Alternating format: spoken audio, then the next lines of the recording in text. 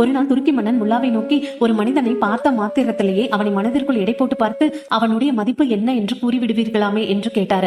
இறைவனின் அருளால் எனக்கு அப்படிப்பட்ட ஒரு ஆற்றல் இருக்கிறது என்றுதான் நினைக்கிறேன் என்று முல்லா கூறினார். சரி, இப்போது நீர் என்னை உமது மனதில் எடை போட்டு பார்த்து என்னுடைய உண்மையான மதிப்பு என்ன என்று கூறும் பார்க்கலாம் என்று மன்னர் கேட்டுக்கொண்டார். முல்லா பார்த்தார். மன்னர் பெருமான் அவர்களே தங்களுடைய உண்மையான மதிப்பு 10 பொற்காசுகள் தான் என்றார். மன்னர் முல்லா தன்னை வேண்டுமென்றே அவமரியாதை செய்கிறார் என்று ஆத்திரப்பட்டார்.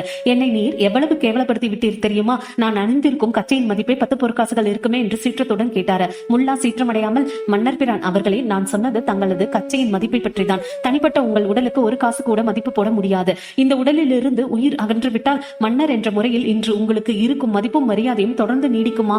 அப்படிப்பட்ட அழியும் ஒரு பொருளான உடம்புக்கு என்ன மதிப்பு இருக்க முடியும் என்று முல்லா பதில் அளித்தார். முல்லாவின் அந்த சாதுரியமான பதில் துருக்கி மன்னரின் ஆத்திரத்தை அடக்கி அவரை சிந்திக்க வைத்தது. நீதி: இறந்த பின் சேர்த்து வைத்த எந்த பொருளையும் மனிதன் தன்னோடு எடுத்துக்கொண்டு போக முடியாது.